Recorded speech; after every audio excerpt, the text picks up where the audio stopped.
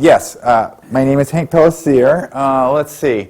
I think I first got involved in sort of the humanist, atheist world about 11 years ago. I put on the world's first atheist film festival in San Francisco. And then about 3 years after that, I started a nonprofit. It was called Brighter Brains Institute, but I recently changed the name to Humanist Global Charity, because that defines a lot more of what we do. So we've been operating since 2013. We started off in Uganda. We're now operating in 23 countries, but really mainly in about 4 or 5, all in Africa. We mainly operate in Uganda, Nigeria, Kenya, Ghana, and just in like the last 6 months, we started operating a lot in Democratic Republic of the Congo. So when I say operate, I mean we promote humanism by giving support to humanists there. There's small humanist communities, like, you know, in most of the countries of Africa that we try to help, and we give them money for their entrepreneurial projects. We give money to humanist orphanages, and we've built, I think, 4 humanist schools. So what I'm going to talk about today is what we're doing in the Democratic Republic of the Congo, but I'm going to start just by talking a lot about the Congo, like what it is. Do people here know very much about the Congo? Is that really democratic? Really a democratic country? Well, you know, there's 2 Congos. There's the Republic of the Congo, which is kind of in the north of it, which is like in the northwest of it, and then there's the Democratic Republic of the Congo, which is much bigger. I doubt it. Oh, I don't know. You can also call it DRC. It's a really long name, or you can just call it DR Congo. And we usually just call it DR Congo. Did anyone ever read this really incredible book I recommend called King Leopold's Ghost? And no one read it. It's all about the history of the Congo. The Congo was not colonized originally by the English or the French. It actually was completely owned by the King of Belgium. His name was Leopold. He completely owned it. And it's regarded as sort of a underreported Holocaust. What he did was he basically enslaved the population of the Congo. Oh, I'm going to show pictures of this later. So I'll just start, and I'll show you. We'll just kind of go through the regular order. Oh, it's not going forward. Would there be a reason it's not doing that? No, don't do that. Try page up or something like that. I am doing that, but it's not. Try page right. I'm doing. I mean, try arrow right. You have an arrow? Yeah, I'm doing arrow right. I'll do arrow up. Spacebar should do it. Yeah, so it Hmm? doesn't have anything to do with that. It's probably Nothing with the you should connection. just restart the program. Probably something You messed have up. to hit it. It's just, it worked before, now it's not working. It's not going forward. Okay. Hey, look at that. Okay, so now it's working. You asked about, well, you said this is the Republic of the Congo, so that's over there. Has anyone ever read this other book called Heart of Darkness by Joseph Conrad? Oh, yes. You did. You had to read it, probably, right? That book is actually about the same period that I was talking about. It's about, it must be like the late 1800s. We're basically King Leopold enslaved, you know, a lot of the people in the Congo, mostly on rubber plantations. So here's the Congo. Now, it's big. They say it's the same size as Western Europe, so it's this huge area. It's supposedly right now it's less developed than it was 50 years ago because there's been so much violence about it. Everybody knows about all the violence there for like the last 20 years, right? So it's French speaking, but you know there's probably like 60 or 100 tribes there. But the main tribe, one of the main tribes is the Congo tribe. Now the reason we got involved actually is because we started off working in Uganda over here. And we actually work on the border of Uganda and Congo.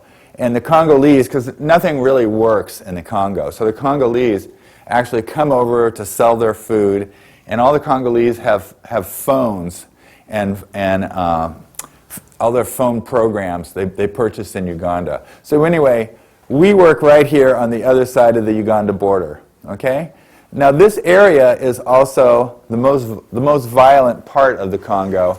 I'm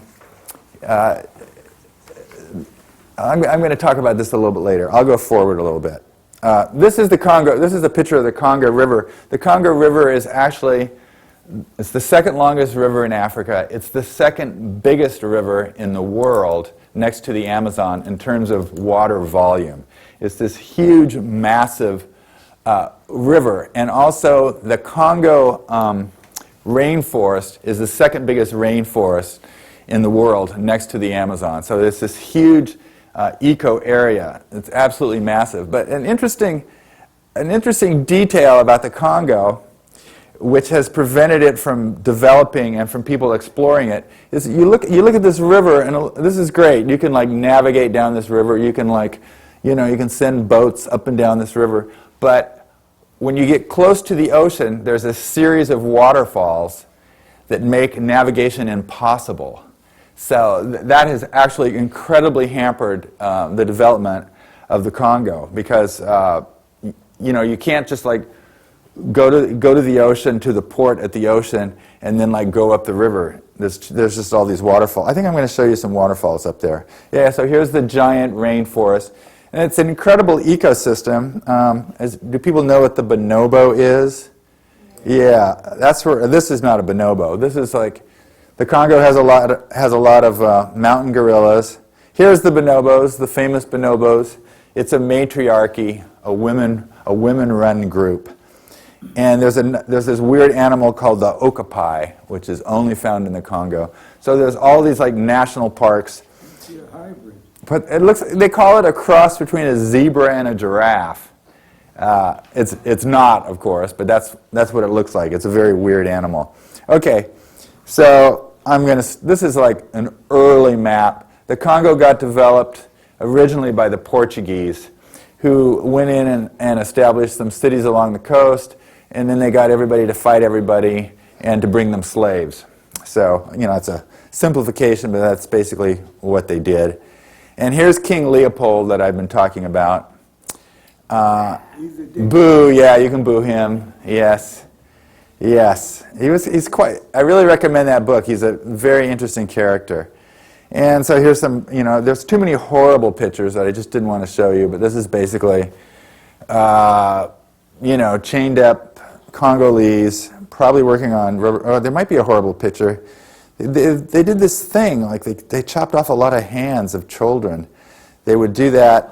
I'll go back to, well, you've seen it. They would, that would be a way to like, force the parents to do it, force the parents to work on the rubber plantations, is like, say, we're going to chop off your kids' hands. So they did that.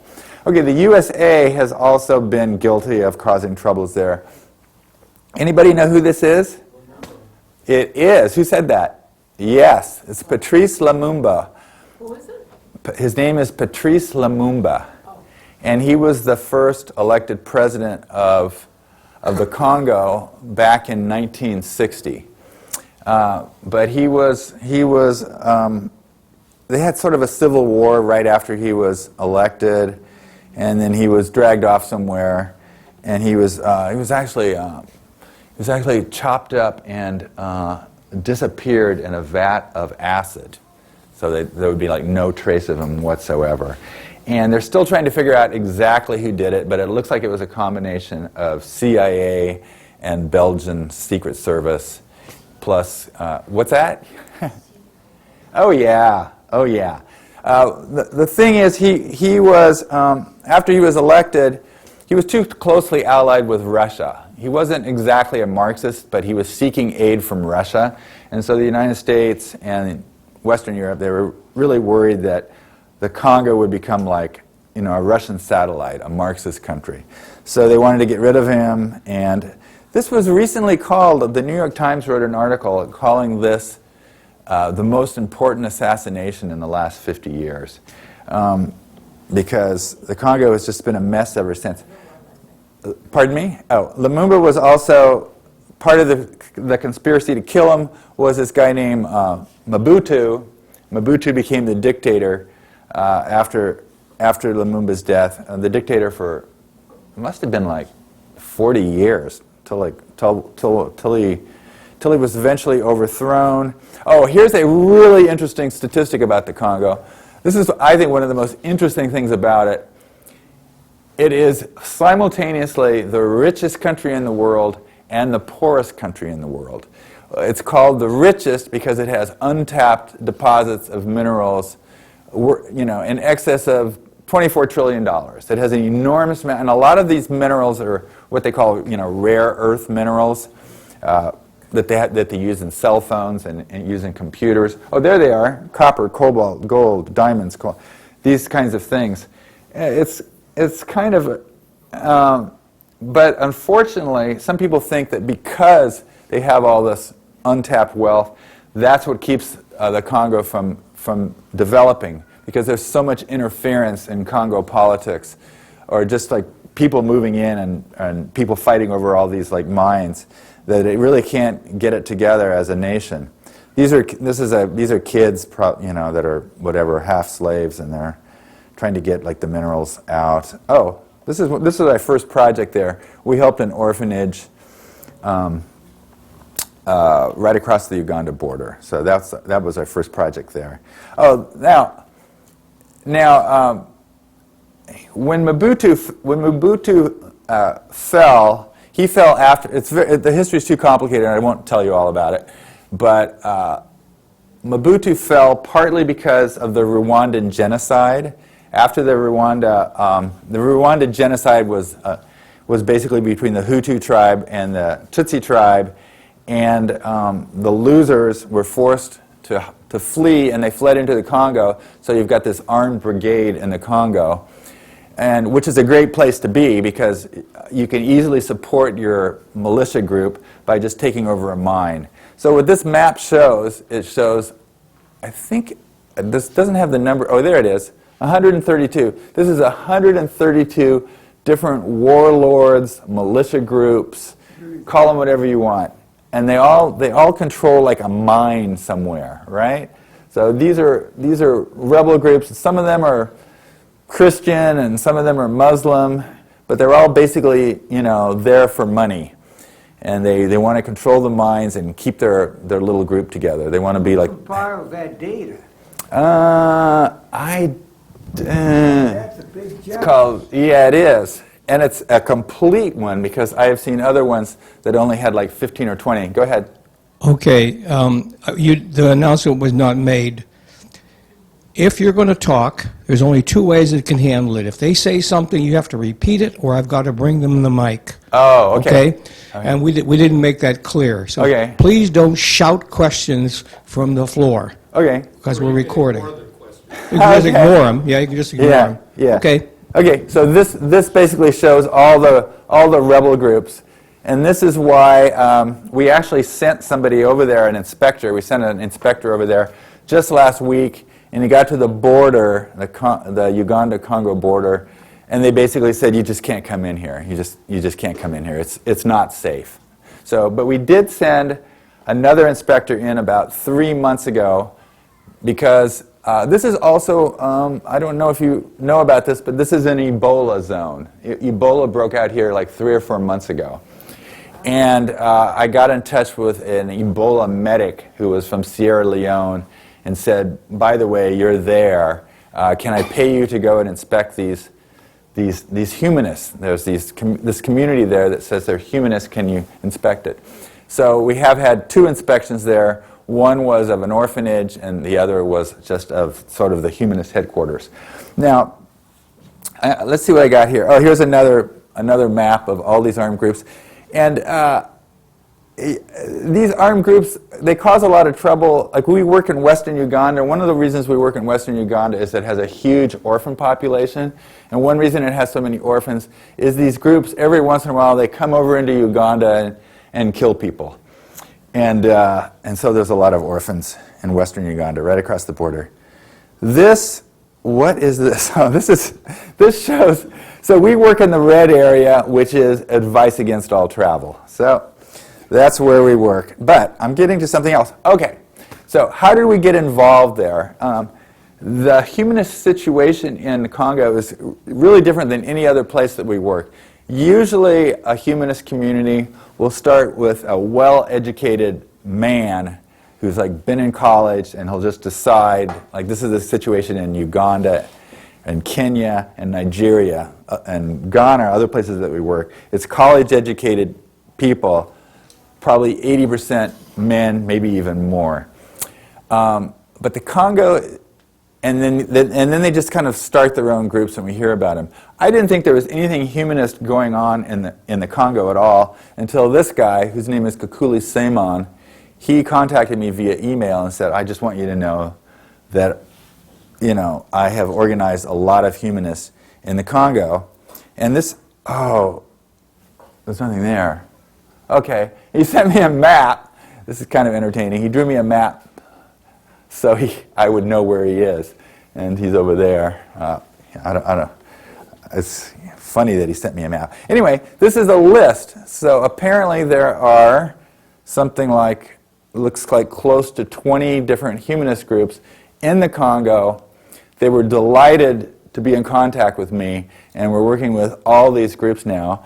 And the most interesting thing about this list is that it is 2/3 women. That's really unusual. And he describes the humanists in the Congo as mainly illiterate women, which is really unusual, because usually it's the opposite. Usually it's highly literate men.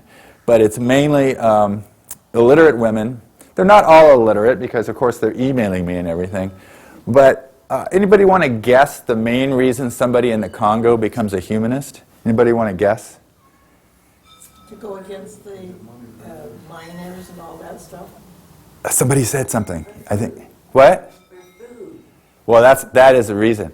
They all have the same story, because I always require them. I go, if you want funds from us, you have to explain to me like why you're an ex-Muslim, why you're an ex-Christian, why you are a humanist. And they all have the same, pretty much the same story, which says, I got sick, they took me to the mosque, they left me there for 3 days, I got sicker and sicker. Finally, they took me to the hospital, I got better, I'm done with it. They all have the same story. That it's interesting because we have the privilege of thinking about religion as a, you know, as like a philosophy or something. But for them, religion is, they want to count on it as a life and death kind of backup, meaning that they're not just praying to be a good person. They're praying so that they can be alive. They're praying so that they can make money. They're praying to heal themselves. And it doesn't work. They're done with it. So most of these groups are all, that's why they're there. And plus, why are people clerics in the Congo or in most of Africa? Anybody want to guess on that? Yes, he's got the answer there. It's a money-making scheme. It's the same here, but in Africa, there's so much less money. And if you give somebody, if the local priest says, I'm sorry that you have malaria, you know, I just need a couple of chickens and I'll pray for you and you get well, and it doesn't work, then you're out a couple of chickens and you still have malaria, and you're going to become a humanist. So that's the kind of story you hear, is that there's all these, and there's all these priests and Muslim clerics, and they're making money because they're promising things that they, of course, can't deliver. There's one other reason, which also explains why there's so many women, which is because the religions are against condoms and they're against birth control. The Congo, surprisingly, for such a horrid place to live, I think it has perhaps the highest fertility rate in the world. Everybody has an enormous amount of kids. What's And the total population? the population is, I think, 80 million. And you got 400 members. I only have 400, yeah. I would cut my throat. Well, we're going to try to increase it. It's just a little bit at a time. Jesus. I heard there is, here's a fun thing about the Congolese. I think they wear the most colorful clothes in the world. Doesn't matter how poor they are. This is like, you know, I said, send me a group picture. This is like a women's collective, and so they sent me a picture. And they have fabulous clothes. You'll see later that even the kids have fabulous clothes. This is the leader of the group, Kakule Simon, and this is the medic who has the funniest name. This is Dr. Rude Monday. Rude Monday. Did his parents know how funny that was? Anyway, he's the Ebola medic from Sierra Leone, and he's a wonderful guy, and he writes, and he can get in there. I've sent other people, I sent it to somebody else, and they couldn't get in. So this is the kind of stuff we started off with. We provide, there's apparently no colleges in the Congo, or at least not in that area of the Congo, so they all go to college in Uganda. So we provide money to go to college. This is from somebody who's going to some college in Uganda. We also give money for entrepreneurial projects that support these women groups. This is for money for, we gave them $300 for their banana grove. Here's another, pardon me? Yeah. This says Moranbah Humanist Association. That's for the banana project. This is some more project money we gave them. That's a goat project, right? Goat project. And here's another one. They listed the donors. I don't know what they got money for. Okay, they do a lot of goats, chickens, bananas, and they make chapatis. Does anyone know what chapatis are? Yeah, Yeah, they're delicious. it's like Indian bread. It's like Indian bread. I've been to Uganda 3 times, and the very best food in the part of Uganda I go to is the chapatis that the Congolese make. They come over, they cross the border, and they sell chapatis. They make them right in front of you. We seem to be still having people shout questions from the audience. Yeah. Raise your hand if you want to talk. This is another women's group, more of a rural group, and so we found an orphanage. It's not exactly an orphanage. It's not like a big building that's an orphanage. It's just what they call an orphan center. It's like a small building that the orphans can go to and try to get what they need. And these are, I know it's a cute picture. So here's some. They look happy, don't they? It's crazy, but they're crazy. My experience of Congolese, I haven't. Okay, you got a question? Sleep in your facility? Hold on a sec, please. No. I'm going to give you the mic. You don't think anybody can hear me? Do they sleep in that facility? No. Most of the orphans, they have a place. They lost both parents, but they're living with like a grandparent or an aunt or uncle, something like that. But their grandparents or their aunts and uncle, they don't have enough money. The main thing they don't have is they don't have any money to go to school. So the main thing they need money is to go to school. Unfortunately, school isn't free in most of Africa. You need it's really a small amount of money. You need like $100 a year, but they just don't have it. So that's really a lot of what we pay for. Plus we buy them. Is anybody wearing shoes? They got some sandals over here. We buy them shoes. We buy them clothes. We buy them food. Okay, let's see. Here's a picture of some food we gave to them, and here they are eating the food we gave to this place. We were called Brighter Brains Institute until like a month ago, so I got a sign put up, Brighter Brains Humanist Orphan Center, DR Congo, yeah. And this is a closer picture of a sign. This is a really common kind of women's collective project. It's called briquettes. They make these briquettes that they sell. It's basically charcoal. We fund a lot of that. And here, okay, we funded the briquette project. This picture cracks me up. She sends me a picture of her breastfeeding. It's not really like a U.S. kind of thing to do, is it? Yeah. But she's just selling these plantains. So we gave her money to sell her plantains. This is a flower decorating project. And actually, I could not raise money for this. I'm showing you the picture anyway. Certain projects with us do really well, but this one seemed a little bit like, just a little. Food is not a problem. Food is. He's going to want you to have the mic, but food is a problem. They definitely are hungry. This is something that we fund a lot. This is a food item. It's their main protein source. It's called silverfish, which is not the bug. It's just this fish that is in, I think it's in Lake Victoria. And I think they border Lake Victoria. But anyway, it's dried silverfish, and that's their main protein source. Here it is again, silverfish. So I can get funding for that. Here's baskets. Sometimes I get funding for that. This is the chapatis. They're making the chapatis. I think they send us a thank you. Thank you for helping us with the chapatis. Okay? And there's knitting, embroidery. We fund all these women's collective projects. What is that one? Knitting. Okay? And now the latest thing we're doing is we're funding. There's 75 orphans. That's just like too much. I can't put up 75 orphan pictures on our website at the same time. So we're just putting up 16. All of these orphans, you want to guess why they're orphans? What killed? There's like 4 things that killed off their parents. Anybody want to guess? Ebola. Ebola is the number one. I would say it's killed off 80% of the parents of these kids I'm going to show you. Anybody want to get? AIDS. AIDS is another one, but that's like number 3. Ebola number 1, AIDS number 3. Violence.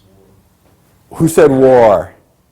War is number 2. They have. You saw those 150 different groups. Those 150 different groups are constantly like attacking each other, trying to take over each other's mind. And so civil war, sometimes they call it civil war, or my parents were killed by rebels, or my parents were just killed by war. So there's a lot of that. Okay? And the other thing that kills people is malaria, and then they have a lot of motor accidents. So that's another one. But Ebola, a lot of these, both parents died of Ebola. Okay. But they still manage to dress with style. Some of you are going to see, not the boys as much, but some of these girls have just, there she goes. Look at that. Look at that. Even has pink shoes on. Isn't she adorable? What ages are these pictures? Oh, these kids range from, I would say, 5 to 14. Like this boy looks pretty old to me. Where does all the fabric come from to make all these colorful clothes? Are they imported or what? I don't know. Probably from, We find out. I think from Uganda. Yes. Repeat his comments because I can't read. Oh, he wants to know where do they get all the fabric for their clothes. And I said, probably Uganda. That's right across the border. Okay. Here's some more. Factory made. Yeah. Let's see. Okay, this is my favorite. Look at that outfit. Wow. It's like Guatemala or something. It's incredible. And in this part of Africa, the girls just never have hair. It's just, you just don't see a lot of hair. They consider it vanity to have hair. Because I think hair is like a lot of work, mainly because of scabies, lice, and things like that. And then you got to get it cut, so they just don't. Here's a cute little girl. And some other kids. This might be my favorite. Rukia is her name. Pardon me? Birth rate. The fertility. He wants to know what the fertility rate is. Like 6. Yeah, probably like a little over 6, like 6 or 7, something like that. Okay. Holy shit, that's one of the problems. Yep. And that's it. That's all. I'm done. How are you funded? How are we funded? That's a very good question. We're doing okay. Last year we got $101,000 in funds, which makes us like a, I guess a smallish to medium-sized nonprofit, but that's an enormous amount of money to spend in Africa. So we get the money. Some of it becomes we don't get money from grants. I have a few donors who give like a lot of money. I have a guy in San Jose who gives $20,000 a year. And I have a brother who lives in Pleasanton, and he gives $6,000 a year. And then I have a friend in Massachusetts, and she gives $6,000 a year. And somebody in Singapore gave $10,000 a year, and all the rest of it is small donations. Okay? It's So all. you don't work for the UN? Nothing? No, I don't have, no. And here's the problem, because we're a humanist organization, Can you repeat the question? she wants to know where we get the money to help these people. So I run into problems being a humanist organization, because they will ask, a lot of times these grant proposals will say, do you give money to anybody regardless of their religion or ethnicity, and I write, no, we only give money to secular people, and they'll go, you're ineligible. You're ineligible. So, because I don't know, it's some kind of governmental thing. So, but most of the money, once a month I put out a newsletter, and in the newsletter I say, this is what we did last month, and this is what we need money for in the next month.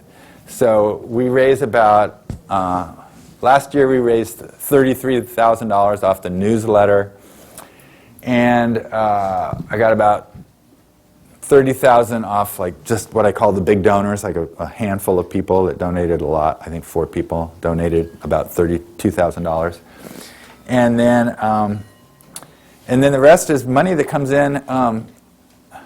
I'm actually a person who doesn't mind Facebook because we make a lot of money off of Facebook, because people are constantly doing Facebook donation things. They'll just go, well, I'll just set up a little thing on Facebook and I'll raise money for this particular cause. So we get, I don't know, last year maybe between $300 and $1,000 a month from Facebook, which helped. And then there's a thing called Benevity, which I think is from Google, and we get money from that. And we get money from Amazon, because people buy things and our name is down as a charity. Yes, go ahead. Do you get any money from the AHA? Wait for the mic. We need to stop shouting from the floor. Okay. Please. I raised my hand Oh, I know, and followed yeah. me. Okay, go ahead. Do you get any money from AHA? No, we don't get money from AHA, but it's a really good question in terms of other groups. We work very closely with, we actually have a board member who is with AHA. The lawyer for AHA is our vice president. And so we don't get money from AHA directly, but that lawyer for AHA who's on our board, she sends out our newsletter to members, to her friends at AHA, and so we get some money from AHA. We don't, we work, the groups we work closest with, I have a really close relationship with Center for Inquiry. Center for Inquiry has a division called Secular Rescue, and we work really closely with them. And that's a really exciting part of what we do. Secular Rescue actually helps. Usually, it's usually people who left Islam and their lives are in danger. So we help a lot of people like that. And the other group we work really closely with Atheist Alliance International. We work really closely with them. And we actually have a really fun role. For whatever reason, we are on the ground more than the other groups, probably. So we know a lot of people in Africa. So sometimes things will happen. Like Atheist Alliance International recently gave $3,000 to our Nigeria safe house. We have a safe house in Nigeria for people whose lives are in danger because they left religion. So Atheist Alliance International just chipped in on that. We don't have a good relationship with Humanist International. In fact, we don't get along with them at all because they're mad because they are Humanist International and we are Humanist Global, and they think that I'm copying them, something like that. And I can't think of anyone else, but I'm really happy with the Freedom from Religion Foundation. We work with them a little bit in Ghana. Yeah. Homo sapiens is Don't an answer that question. evolutionary mistake. Okay, he's got a question there. Go ahead. I hope you don't misunderstand this question, but you do a lot of good things, which I think is great. On the other hand, are you really an atheist society going under the label guise of humanists? Because there are humanists that are religious people. Yeah. So I find that misleading or lack of transparency or whatever, or representation. Yeah. The word atheist is a really unpopular word in Africa, and it's just not used very often. I think Nigeria is the only I've given my nickel for it. I think Nigeria is the only country that they're really comfortable using the word atheist in. I am aware that there are people that call themselves Christian humanists, and there's even groups that call themselves Muslim humanist, but we are basically atheist humanists. Yeah. Yeah. But we wouldn't call ourselves Atheist Global Charity. That would be trouble in Africa. These people saying, well, we get money from Atheist Global Charity. They would be, for all the reasons we probably know of, that humanist is just a less volatile word to use. I personally would be happy to use the word atheist because I think I could raise more funding with it. I have a board of directors. I don't get to make all the decisions. So this title was actually a title that the board decided upon, not necessarily. It wasn't my top choice. I had a really goofy title I wanted. What was it? Something without God, giving without God, or something like this. Some funny title. Yes, go ahead. Hi, I had a question. You said there were people that had to go to a safe house because Oh, yeah. they were in danger of leaving their religious group? Oh yeah. Could you yeah. clarify that a little bit? Oh yeah, no, that's probably our funnest thing that we've got going on right now. Although it's problematic. In Nigeria, we set up a safe house. In Nigeria, as you might know, the north is Islamic, and Boko Haram is up there, the terrorist organization, and the south is Christian, and they don't get along at all. And in the middle of all that, on the border, they put the capital of Nigeria, which is Abuja. So Abuja is regarded as a place. It's not secular, but it's a place where people have decided that they won't fight about religion. So there's not a lot of, there's a lot of security there and people preventing it. But anyway, I was in contact with a lot of ex-Muslims living in northern Nigeria, and they wanted a safe house. So we raised $10,000 last year, and we got them, we rented 2 apartments in Abuja, and we moved, I think it's about 15. About 15 of them are now in the safe house in Abuja. Most of them are women. Some of them are lesbians.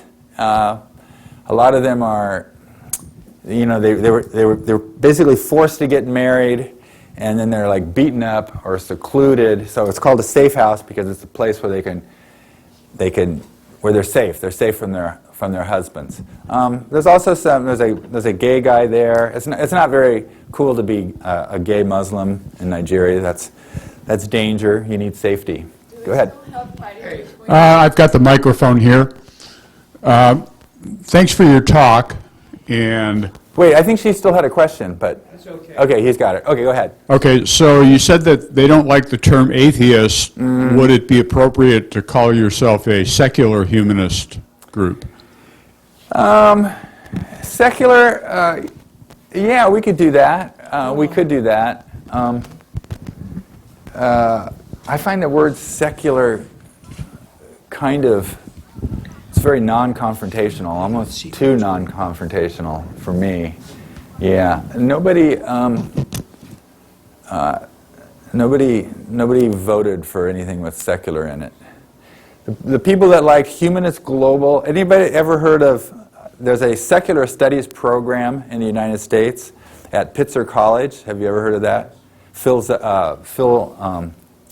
Zuckerman he started it. Anyway, he's on our board, and he likes the title Humanist Global Charity. So he pushed that, and then the president of our group, who, not coincidentally, also donates the most money, she wanted the humanist in the title, and all the Africans wanted it to be called humanist, okay? So between Phil and the president and all the Africans, we're using humanist.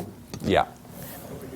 Yes. I just wanted to ask further about all the conflict between the Yoruba, Igbo, Hausa Oh, yeah. tribes. Uh-huh. Is that still going on, or? They don't like each other. They don't like each other. They don't. If you ever do you ever take a Lyft or a Uber? Maybe someday you'll get a Nigerian and he'll give you a ride. I had a ride with a Yoruba the other day, and I asked him that whole question. And he was just like, no, we don't like the Igbo, and no, we don't like the Hausa. So those are the three main groups. The Hausa are the Muslim in the north. They're allied with the Fulani. Then there's the Igbo. The whole Biafran War was about the Igbo secession. There's a pretty famous Nigerian atheist named Leo Igwe. No one's ever heard of him. He's probably the most famous Nigerian atheist. And he's the Igbo. And the Igbo are basically Catholic. And then there's the Yoruba. We don't work with any Yoruba for some reason. Everybody we work, I would say 90% of the people we work with are Hausa, and they're ex-Muslims, and the other 10% are Igbo. And that's a favorite topic. Sit at my table and we'll talk about Nigerian conflict. It's very interesting. Yeah. Go ahead. Oh, do you have any facilities there? Or these are children who live with relatives or friends or something? All of them? Or do you have any facilities there for orphans? There's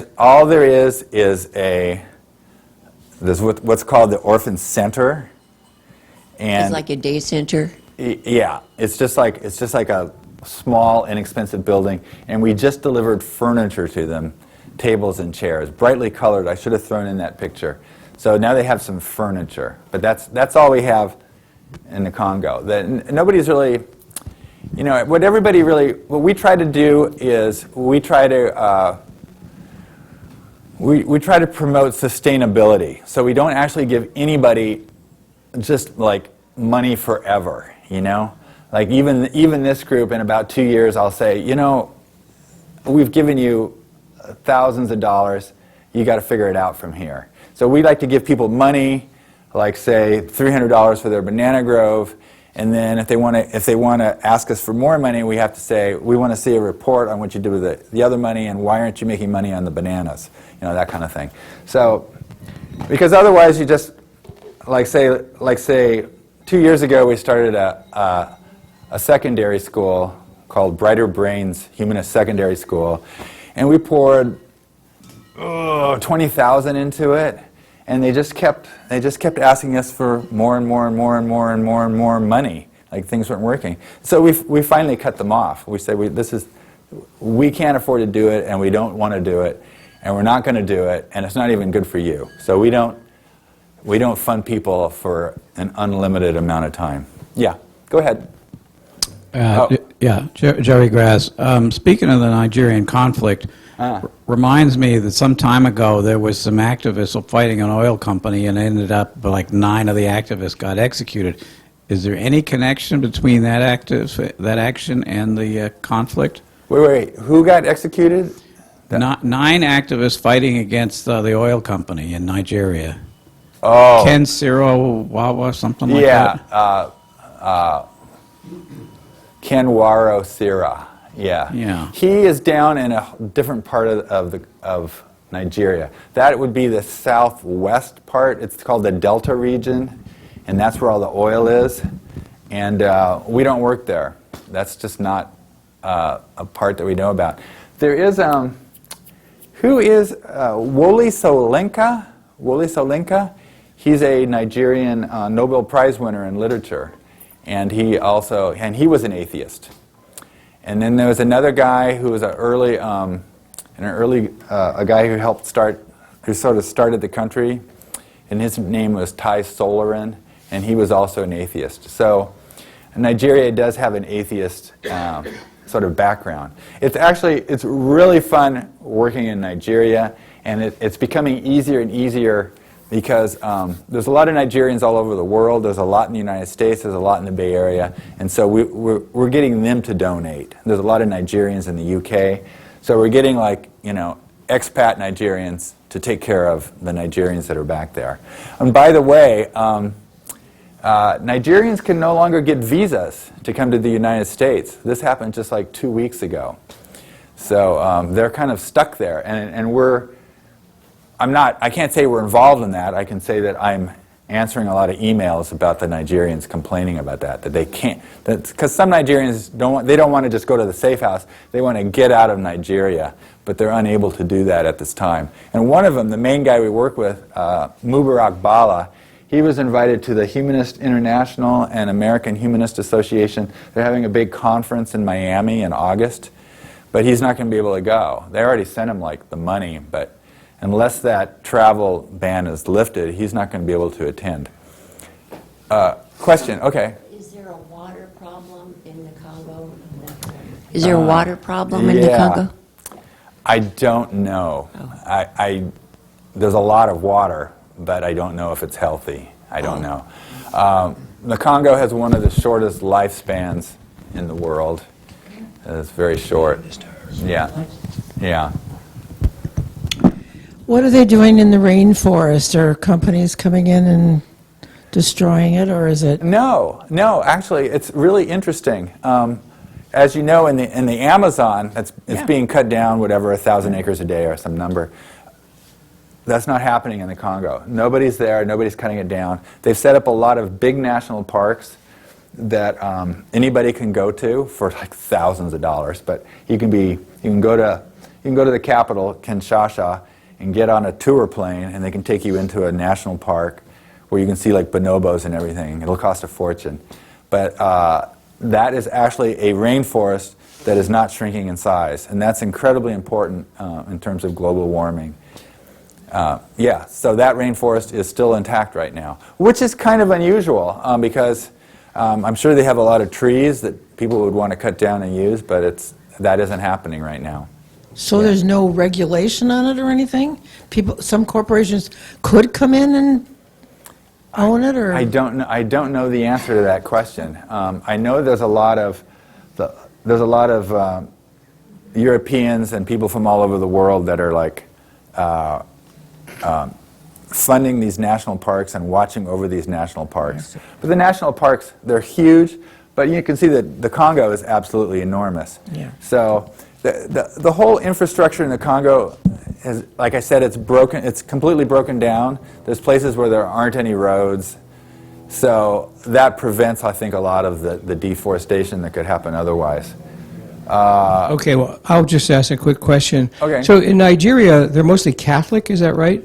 No, Nigeria, I think, is 51% Muslim and 49% Christian. That's a rough, a Christian would argue and say, no, it's 50-50, but apparently the Muslims have a higher birth rate and they're inching up. The Muslim area, the northern Nigeria area, is desperately poor. It's just terribly poor. The southern area, which has the oil, it's much wealthier, but it is a smaller population. The Igbo are apparently Catholic, but there's also Pentecostals. Has anyone heard of the child witch problem in Nigeria? Now, that's a completely ghastly problem. The child witch problem is there are Pentecostal ministers in Nigeria that are reciting stuff out of the Bible about witches. So what they do is when they give their Sunday sermon is they go, the reason this village has a famine is because there are witches in our community. And I have figured out who the witch is, and the witch is this child, and that child. So these kids are being tortured and sometimes killed. Really appalling, just terribly appalling. They're burned. There's stories of people hammering nails into their head to get the demon out. And there's a whole witch camp rescue thing going on. It's led by this Danish woman who went down there and she set up this whole place. And there's also a lot of people from Britain, and they're trying to rescue, because these kids are cast out of the village. So they're like wandering in the streets, and they're like orphan kids. And this is all Christians doing this. This is Pentecostal Christians. And they're making a lot of money. They're like getting people really riled up about the witches and stopping the witches from ruining Nigeria. Yeah. Any other questions? Raise your hand. I'll bring the thing to you. Yeah. And this is sort of a way aside. I heard China is starting a lot of businesses in Africa in general. Oh, yeah. Yes, the Chinese. The Chinese are all over Africa. And I ask the Africans I work with, how do you feel about the Chinese that you work with? And their answer is always, we feel good. So they're in Uganda. They actually have factories in Uganda. There's one thing you see all over Uganda is Chinese motorcycles that cost about $1,000. They're called boda-bodas, and the Chinese actually have factories in Uganda where they make these motorcycles. It's interesting. There's a lot of Chinese in Nigeria, and a lot of them live in Abuja and Lagos. And I want to work with the Chinese if I could, because the Chinese are there, of course, and the Chinese they're the atheists of Nigeria. They're atheists, and I'm like, it's a natural alliance. Can you please, I'm asking my safe house, can you please find some Chinese to work with? And so I'm having them look for it. Actually, my dream, anybody know what boba tea is? Everybody know what boba tea is? Yeah, it's that tapioca balls. It's like I've got teenage daughters, they love boba tea. I'm saying, why don't we start boba tea, a boba tea cafe, and it'll get all the Chinese will come in, and you'll make money, and you'll meet other atheists. So, but the Chinese are definitely there. You hear bad things about Chinese investment from our politicians, I suppose. Africa has an enormous amount of resources. Like, it's got all those rare earth minerals, and it's got gold. It also has a lot of water, and it has a lot of agricultural land. So Africa is increasingly valuable in the future. It really has a lot of water. It's not just water that you see when you look down on it. It's got aquifers, a lot of water underground. Okay. Any other questions? Just raise your hand and I'll bring the mic to you. Oh, I did have another thing I was going to tell you. Regarding China, that's kind of interesting. I've heard that the Chinese are in the Congo, right? And that they're not actually like, warlords in the Congo, but that those 150 different groups that I mentioned that all control mines, that they are getting the stuff out of the mines and selling it to the Chinese. But it's all like black market kind of things. And I kind of know that that's true because we were working in a little village called Nyakayambo, which is in Uganda but close to the Congo border. And it was kind of a shady village, we don't fund them anymore because it turned out to be completely corrupt. But at one point, the director in Nyakayambo, he sends me an email saying, I can get you a really good price on some Congo gold. And he named me a price, and I looked it up, and it was a really good price.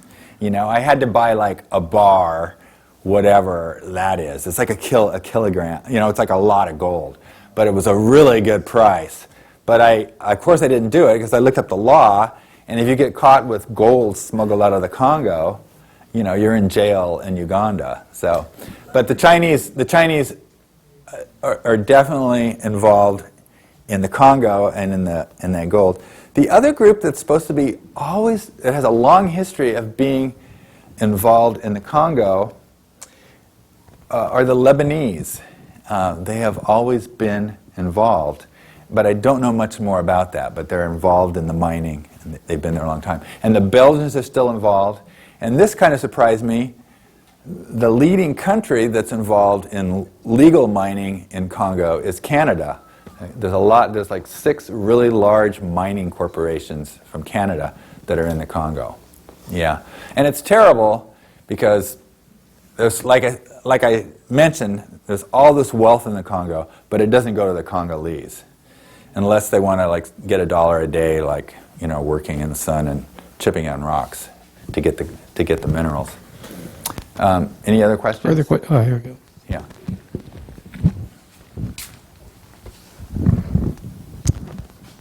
So, do you do this 40 hours a week? Oh, no. No. I am, my salary for doing this is I get 10% of all funds raised. So I take 10%. That's not very much. So, and it doesn't actually work out that way. Like last year I made $6,668, but we raised $101,000, so I didn't get all my money. And that has to do with overspending. You know, I don't always take the 10% out, or suddenly there's like other fees and we don't have the money at all. So no, I have I'm actually an education writer for greatschools.org. I've written 100 articles for great schools, and I now write for another education tech company called Talking Points. So, and that pays considerably better. But not a lot, but it pays better than the, whatever, 6,668, yeah. Any other questions? Yeah. Very good. Thank you. Shall I call it quits? One last chance, okay? Jeff has another question, or?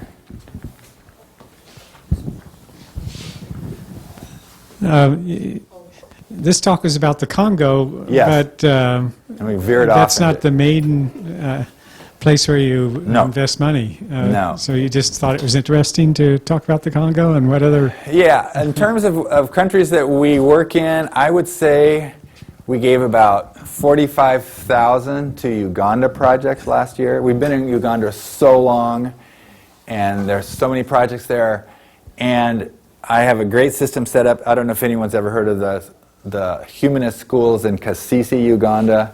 We built 4 Humanist schools in Kasese, which are really well funded now. So I don't have to do any work on them at all, because that guy, the guy who runs them, he gets money from all over the world. So I don't have to do anything except the money comes to, I don't have to, like, I never put him in the newsletter or anything. He gets a lot of money from all over the world. They donate through us, blah, blah, blah. So most of the money that we make still goes to Uganda. I'm trying to trim back on all the Uganda funding. The second biggest country is Nigeria, which we probably give about $20,000 to. And we give about $10,000 to Kenya. And we only gave something like $2,700 to the Congo last year, because we're just starting. And I would love to triple or quadruple or quintuple it, but we have to be really cautious. Like, I don't want it to be ripped off. I've probably talked about, being swindled before. So far so good with the Congo. Another reason I would like to work in the Congo more is because it's easier for me to raise money for the Congo than anyone else. Like, if I say that we're trying to raise money for Nigeria, I'll post something on Facebook. You'll just get all this email saying, the Nigerians are scammers. I'm not giving them any money, Nobody says that about the Congolese yet. If anybody knows anything about the Congo, they know that the Congo is the poorest country in the world, and it has a massive rape rate, and that it has Ebola, and it has civil war. So people are like, I'm finding it easier to raise money for the Congo than elsewhere. But I don't have, it's not really that set up. We have a new policy now that says, if you want us to raise money for you, you got to do this, this, and this. So, like, I'm demanding that anybody who wants us to give them money, I want them to be on Facebook posting like almost every day. I want them to be raising money for themselves, because we can't raise money for them forever. So Nigeria is great at this. The Uganda is great at this, because then what happens is eventually they become independent of us. People, if they post all the time on Facebook, they will make friends and they'll start getting money, and then I don't have to take care of them anymore. But right now the Congo is not doing that, so I need them to start making their own money. Yeah. I have a geology question. Okay. This is a mountainous country, all through it. No. No? Well, where's the mineralization?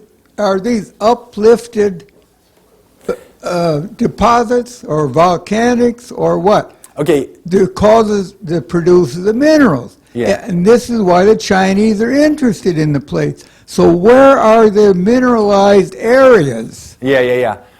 You are right. There are a few mountains in the Congo, and they're all on that eastern border with Rwanda and Burundi and Uganda. There are some mountains. They're in the east. Because according to the map, it looked as though there are rivers all over the place Yeah. from erosion product. But the rivers come out of the center of Africa. They come out of the Rwenzori Mountains, which are in Uganda, and they come out of these other mountains called the Virunga Mountains, which are in Rwanda and Congo. And that's where the minerals are. So the Chinese have to go all the way through the country to reach the minerals, right? Well, I don't think the Chinese aren't actually like there that much as like sort of dropping by to get the minerals, but they're not like the Chinese aren't there like digging stuff up. That's the Canadians are more involved. The Canadians are in there, but Yeah. no American mining companies. I think there are some Americans, but they're outnumbered by the Canadians and some other Well, groups. if it's worth trillions, I would think that they'd be beating each other over the head to get there. I'm going to look this information up on my smartphone during lunch and tell you more about it. Yeah. It could be a wealthy country. Yeah. It's a little like North Korea. Have you ever read about North Korea? Horribly poor country, incredible amount of like minerals that nobody has accessed yet. But trillions of dollars of minerals in the North Korean mountains. Yeah. But they don't have the infrastructure, they don't have the equipment to get them Well, out. that's where the Japanese and the Canadians come in. Yeah. The Australian mining company. Norwegians are good at mining too. Yeah.